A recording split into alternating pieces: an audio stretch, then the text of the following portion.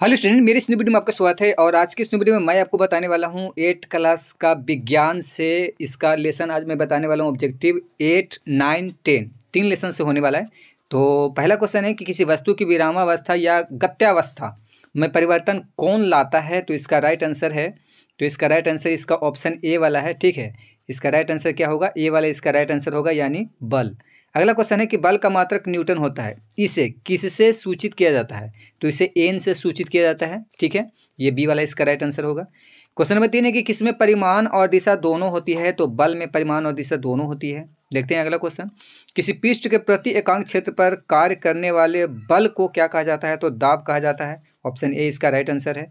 अगला देखते हैं क्वेश्चन। अगला क्वेश्चन नंबर 5 है, बल को कितने वर्गों में विभाजित किया गया है? तो 2 वर्गों में विभाजित किया गया है। ठीक है, इसका बी वाला राइट आंसर होगा। क्वेश्चन नंबर 6 है, पदार्थों द्वारा लगाया गया दाब किसके कारण होता है? तो भार के द्वारा होता है। ऑप्शन सी इसका राइट आंसर होगा। क्षेत्रफल बढ़ाकर किसका मान घटाया जा सकता है? तो किसका मान घटाया जा सकता है? तो दाब का मान घटाया जा सकता है। ठीक है, अगला देखते हैं क्वेश्चन। जल या द्रव द्वारा ऊपर की ओर लगने वाले धक्का को क्या कहा जाता है? तो उत्प्लावन। ठीक है, उत्प्लावन बल कहा जाता है। इसको डी वाला राइट आंसर होगा। पृथ्वी द्वारा सभी वस्तुओं पर लगाया गया आकर्षण बल कौन है? तो यह है गुरुत्वाकर्षण बल। अगला है कि तरल द्वारा ऊपरमुखी बल कौन सा है? तो उत्प्लवकता बल, इसका ऑप्शन डी वाला राइट आंसर है। 11 वाला है कि हवाई क्षेत्रफल पर कार्य करने वाला बल कौन है? तो इसका राइट आंसर होगा दाब, यानी इसका डी वाला राइट आंसर है। अगला, इकाई क्षेत्रफल पर लगने वाला वायु दाब कौन है? तो इसका राइट आंसर भार होगा। ठीक है, ऑप्शन सी इसका राइट आंसर है। किसका दाब सभी दिशाओं में समान होता है? तो हवा का होता है। इसका डी वाला राइट आंसर है। और इसका अगला है कि दाब की इकाई क्या होती है? तो दाब की इकाई पास्कल होती है। ए वाला इसका राइट आंसर है। ठोस द्वारा केवल किस दिशा में दाब आरोपित किया जा सकता है? तो नीचे की ओर। ठीक है, ऑप्शन बी इसका राइट आंसर है। जल की गहराई में दाब का मान क्या होता है? तो अधिक होता है। इसका राइट आंसर सी वाला है। अगला देखते हैं, पास्कल की इकाई होती है तो दाब। ठीक है, पास्कल किसका इकाई होता है? तो दाब का होता है। ठीक है, इसका डी वाला राइट आंसर है। अगला क्वेश्चन है कि पृथ्वी की सतह से जैसे जैसे ऊपर जाया जाता है, मतलब ऊपर जाएंगे तो वैसे वैसे वायु के दाब में क्या होगा? परिवर्तन, मतलब कि परिवर्तन होता है। तो कैसे? तो कम होता है, अधिक होता है, दोनों होता है। तो इसका राइट आंसर ए वाला है, कम होता है। अगला देखते हैं। अगला क्वेश्चन है कि किसने दर्शाया कि द्रव सभी दिशाओं में दाब आरोपित करते हैं? तो पास्कल ने दर्शाया। अगला है कि बल की माप न्यूटन की गति किस नियम से मिलती है? तो द्वितीय गति से, मतलब द्वितीय गति के न्यूटन के गति के दूसरे नियम से मिलती है। ठीक है, बल की माप। अगला है द्रव में 1 मिनट, हाँ अगला है, द्रव में दाब की माप किससे किया जाता है? तो इसका राइट आंसर है क्या? मैनोमीटर। ठीक है, मैनोमीटर। ये कुछ क्वेश्चन मेरे को गड़बड़ लग रहा है, यहाँ पर नैनोमीटर होना चाहिए, तो शायद मैनोमीटर लिखा गया यहाँ पे। चलिए अगला देखते हैं क्वेश्चन। ये लेसन नंबर 9 है और इसका नाम है ईंधन हमारी ज़रूरत। पहला क्वेश्चन है, कोई भी पदार्थ जो जलने पर अधिक मात्रा में ऊष्मा एवं प्रकाश उत्सर्जन करता है उसे क्या कहा जाता है? तो इसे कहा जाता है ईंधन। इनमें से कौन सा ईंधन के रूप में प्रयुक्त होते हैं? तो इनमें से सभी, यानी पेट्रोल भी, घरेलू गैस भी और कोयला, ये तीनों को ईंधन में प्रयोग किया जा सकता है। अगला, अधिकांश ईंधन किसका बना होता है? तो अधिकांश ईंधन कार्बन एवं हाइड्रोजन का बना होता है। ठीक है, ऑप्शन ए इसका राइट आंसर है। प्रकृति में पाया जाने वाला ईंधन को कौन सा ईंधन कहा जाता है? तो प्राथमिक ईंधन कहा जाता है। ठीक है, इसका सी वाला राइट आंसर है। अगला, वैसे ईंधन जो प्राथमिक ईंधन से प्राप्त किए जाते हैं उसे कौन सा ईंधन कहा जाता है? तो द्वितीय ईंधन कहा जाता है। ठीक है, इसका ए वाला राइट आंसर है।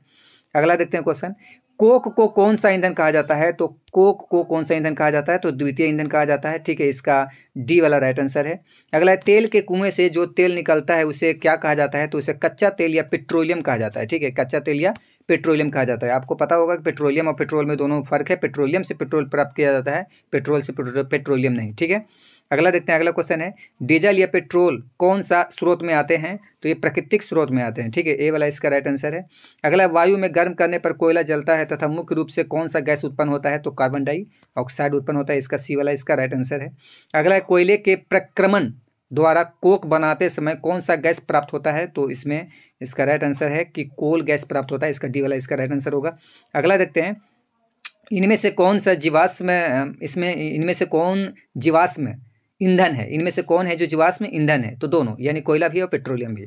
ठीक है। इनमें से कौन सा समाप्त होने वाला ईंधन नहीं है? तो बी और सी यानी सौर ऊर्जा और पवन ऊर्जा। अगला देखते हैं, कोलतार उत्पाद करता है तो कोयला का, ठीक है। 1 मिनट, कोलतार, हाँ ठीक है। अगला है कि वाहनों के लिए सबसे कम प्रदूषक ईंधन कौन है? तो वाहनों के लिए सबसे कम प्रदूषक ईंधन है CNG, ठीक है। कोक किसका शुद्ध रूप है? तो कार्बन का शुद्ध रूप है। अगला देखते हैं, कौन विभिन्न पदार्थों का मिश्रण होता है? तो कोलतार होता है जो विभिन्न पदार्थों का मिश्रण होता है। लकड़ी कौन सा ईंधन है? तो लकड़ी एक प्राथमिक ईंधन है। देखते हैं अगला लेसन अब, ठीक है, विद्युत धारा के रासायनिक प्रभाव, लेसन नंबर 10 है ये। जिन पदार्थों से होकर विद्युत धारा आसानी से प्रवाहित होती है उसे क्या कहा जाता है? ठीक है, तो उसे कहेंगे विद्युत का सुचालक, उसको क्या कहेंगे? विद्युत का सुचालक।